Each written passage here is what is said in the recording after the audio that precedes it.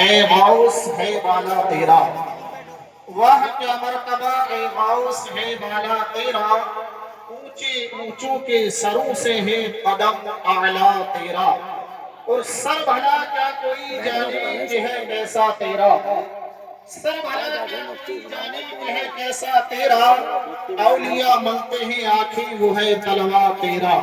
آپ اندازہ لگائیں جس اللہ کے محبوب بندے کی محفل میں آپ آئے ہیں ان کی شان کا عالم کیا ہے کہ سرکار اعلیٰ حضرت فرماتے ہیں کہ سر بھلا کیا کوئی جانے کہ ہے کیسا تیرا، اولیاء ملتے ہیں آنکھیں وہ ہے تلوا تیرا۔ اور ایک شاعر کہتا ہے دلوں سے درد کے کانٹے نکال دیتا ہے، دلوں سے درد کے کانٹے نکال دیتا ہے، نبی کا ذکر مصیبت کو ٹال دیتا ہے، میں قادری ہوں میرا پیر غوث اعظم ہے، میں قادری ہوں میرا پیر غوث اعظم ہے، جو ایک پل میں ڈوبی ہوئی کشتی نکال دیتا ہے، جو ایک پل میں ڈوبی ہوئی کشتی نکال دیتا ہے۔ رب کائنات کلام الہی میں ارشاد فرماتا 11واں پارہ سورہ یونس آیت نمبر 62 اور 63 کے اندر، الا ان اولیاء اللہ لا خوف علیہم ولا هم یحزنون الذین آمنوا وکانوا یتقون، خبردار اللہ کے ولیوں کو نہ کوئی خوف ہوتا ہے اور نہ کوئی غم۔ الذین آمنوا وکانوا یتقون، یہ وہ لوگ ہیں جو ساری زندگی رب سے ڈرتے رہے، یعنی متقی اور پرہیزگار بن کر کے اس دنیا میں اپنی زندگی گزارتے رہے۔ یہ اللہ کے وہ نیک بندے ہیں، انہی جماعت میں سر فہرست اگر کسی ذات کا نام آتا ہے تو وہ سرکار غوث اعظم کی ذات ہے، وہ پیران پیر کی ذات ہے، وہ دستگیر کی ذات ہے کہ جو تمام ولیوں کے سردار ہے۔ شاعر کہتا ہے غوث اعظم درمیان اولیاء چون محمد درمیان انبیاء، کہ سرکار غوث اعظم تمام ولیوں میں ایسے ہی سردار ہے جس طریقے سے تمام نبیوں کے سردار میرے اور آپ کے پیغمبر اعظم سرور کونین صلی اللہ تعالیٰ علیہ وسلم ہے، جس طریقے سے آقا کریم صلی اللہ تعالیٰ علیہ وسلم تمام نبیوں کے سردار ہے، سرکار غوث اعظم اسی طریقے سے تمام ولیوں کے سردار ہے۔ آئیے ایک کرامت اور میں آپ سے رخصت ہونا چاہتا ہوں، سرکار غوث اعظم رضی اللہ تعالیٰ عنہ کی ذات اقدس کا آپ اندازہ لگائے۔ ایک مرتبہ حج کے سفر پر روانہ ہوئے، آپ کے ساتھ بے شمار مریدین ہیں، آپ چلتے چلتے ایک مقام پر پہنچے، اس مقام کا نام روایت میں ملتا ہے حلہ شریف، اسی آبادی کے اندر داخل ہوئے، آپ کے ساتھ مریدین بے شمار ہیں، آپ کے خادم آپ کے ساتھ ہیں، آپ نے اپنے خادم سے ارشاد فرمایا جاؤ اس بستی کا چکر لگاؤ اور اس بستی کے اندر تلاش کرو کہ اس بستی کے اندر سب سے غریب شخص کون ہے، اس بستی کے اندر سب سے غریب شخص کون ہے۔ اللہ اکبر، آپ اندازہ لگائیں اگر آج کوئی دنیا کا امیر ہوتا ہے تو وہ سب کسی بستی میں آتا ہے تو سب سے پہلے پتہ لگاتا ہے کہ اس آبادی کے اندر امیر کون ہے، اس آبادی کے اندر رئیس کون ہے، اس آبادی کے اندر مالدار کون ہے، اس آبادی کے اندر صاحب ثروت کون ہے۔ وہ اگر آتا ہے تو وہ امیر کے گھر آتا ہے، اگر آج کا کوئی بڑا انسان آتا ہے تو وہ رئیس کے گھر آتا ہے، آج کا کوئی انسان آتا ہے تو مالدار کے گھر آتا ہے، وہ کسی غریب کے گھر آنے پر اپنی توہین سمجھتا ہے، لیکن یہ سرکار غوث اعظم ہے، تمام ولیوں کے سردار ہیں۔ آبادی میں داخل ہوئے، اپنے خادم کو حکم دیا جاؤ آبادی کا چکر لگاؤ، پتہ نکالو اس آبادی کے اندر غریب کون ہے۔ اللہ اکبر، آپ کے خادم اس آبادی کا چکر لگاتا ہے، چکر لگانے کے بعد آبادی میں چلتے چلتے اس آبادی کے آخری کنارے پر پہنچتا ہے، ایک ٹوٹی پھوٹی جھونپڑی نظر آتی ہے اور اس جھونپڑی کے اندر ایک بزرگ ہے، ایک بوڑھی عورت ہے اور ایک چھوٹی بچی ہے۔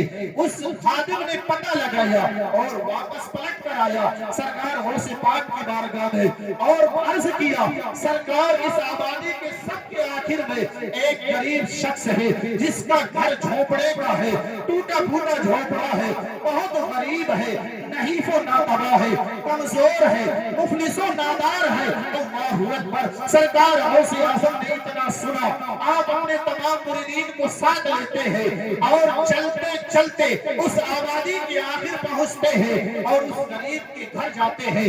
جانے کے بعد سلام کرتے ہیں۔ اللہ اکبر۔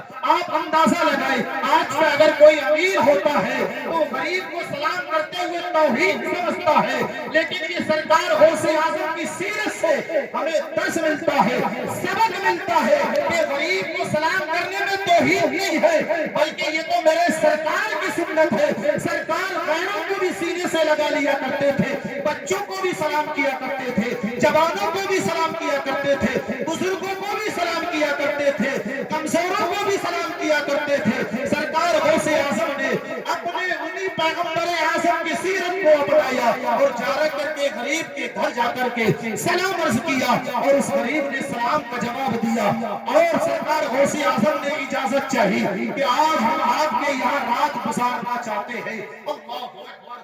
اس غریب کی قسمت جاگ اٹھی، اس غریب کی قسمت کا ستارہ چمک اٹھا۔ اس لیے اگر کسی غریب کے گھر اچانک کوئی بڑا شخص آ جائے، اگر آج کی ڈیٹ میں کسی غریب کے گھر اچانک ہمارے علاقے کا MLA یا MP آ جائے تو انسان اپنی قسمت پر ناز کرتا ہے۔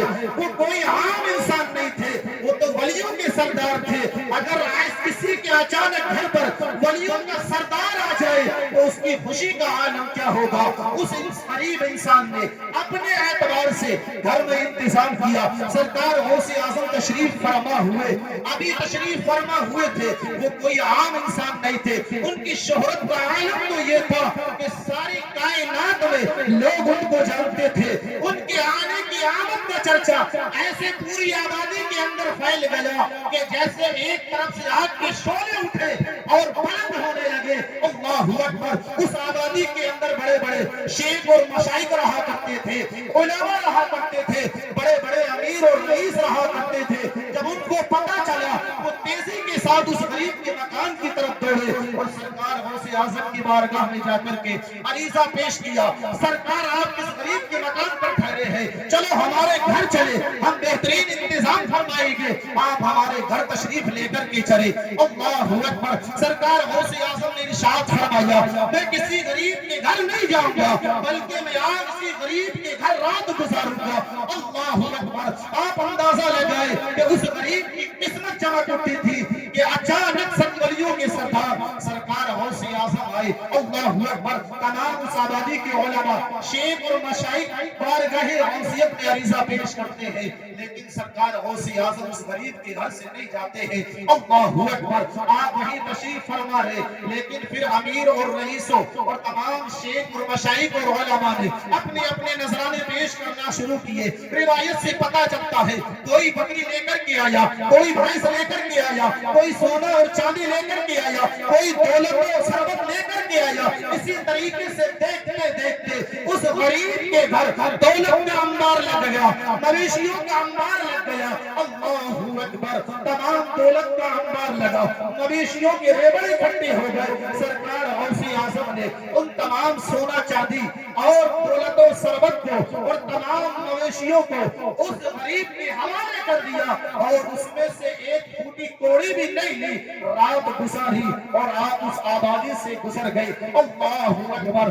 آپ اندازہ لگائے کہ ہمیں سرکار غوث اعظم کی سیرت سے یہ درس ملتا ہے، یہ سبق ملتا ہے۔ آج ہم سرکار غوث اعظم کا نعرہ تو لگاتے ہیں، آج ہم سرکار غوث اعظم کی نیاز کو دلاتے ہیں، آج ہم سرکار غوث اعظم سے محبت کا دم تو بھرتے ہیں، لیکن ان کی سیرت کو نہیں اپناتے۔ اسی لیے تو شاعر کہتا ہے دلوں سے درد کے کانٹے نکال دیتا ہے، نبی کا ذکر مصیبت کو ٹال دیتا ہے۔ علماء بیان فرماتے ہیں عند ذکر الصالحین تنزل الرحمہ، جہاں اللہ کے نیک ولیوں کا ذکر ہوتا ہے، نیک بندوں کا ذکر ہوتا ہے، وہاں رحمتوں کا نزول ہوتا ہے۔ اللہ اکبر۔ یہاں ولیوں کے سردار آرام فرماتے اور دیکھتے ہی دیکھتے ایک رات میں میں جو آبادی کا سب سے غریب شخص تھا اب وہ آبادی کا سب سے امیر شخص بن گیا ہے. ہمیں اس سے یہ درس ملتا ہے آج ہماری آبادی کے اندر بھی کچھ غریب شخص رہتے ہیں, ہمیں ان کی فکر کرنا چاہیے کہ ہمیں سرکار غوث اعظم کی سیرت سے سبق ملتا ہے کہ آج ہم نفل اور صدقہ و خیرات تو بڑی دور کی بات ہے, بلکہ اگر ہم معاشرے کا جائزہ لیں تو جو ارکان اسلام میں سے زکوٰۃ فرض ہے لوگ اس کو بھی ادا نہیں کرتے. اللہ اکبر. تو ہمیں اور آپ کو چاہیے ہم سرکار غوث اعظم کی سیرت کو اپنائے اور غرباء میں مال کی تقسیم کرے, ان کی مدد کرے. جو انسان غریب کی مدد کرتا ہے رب کائنات اس کی مدد فرماتا ہے. جو انسان کسی غریب کے گھر خاموشی کے ساتھ چپکے سے امداد فرماتا ہے رب کائنات اسے ایسی جگہ سے روزی عطا فرماتا ہے کہ اسے احساس تک نہیں ہوتا کہ میری اس آمدنی میں کہاں سے اضافہ ہو رہا ہے. اس لیے کہ جو انسان اللہ کے نیک بندوں کا شکریہ ادا کرتا ہے, اللہ کے محبوب کا شکریہ ادا کرتا ہے, اللہ کا شکریہ ادا کرتا ہے, رب ارشاد فرماتا ہے لئن شکرتم لأزیدنکم. رب ارشاد فرماتا ہے اگر تم میرا شکریہ ادا کرو گے تو میں تمہاری روزی میں اضافہ کر دوں گا, میں تمہارے رزق کو بڑھا دوں گا. ہمیں اس سے پتہ چلا کہ ہم جس طریقے سے اللہ کے ولیوں کی یاد بناتے ہیں, اللہ کے ولیوں کا ذکر کرتے اور سنتے ہیں, نیاز دلاتے ہیں, تو ہمیں اور آپ کو چاہیے کہ ہم علماء کا بھی ادب کریں اور اپنی آبادی کے غریب و امیر سب کا ادب کریں اور خاص طور سے غرباء کا خاص خیال رکھے. اس لیے کہ جو انسان غرباء کا خاص خیال رکھتا ہے رب کائنات اسے کبھی دنیا میں مایوس نہیں فرماتا ہے.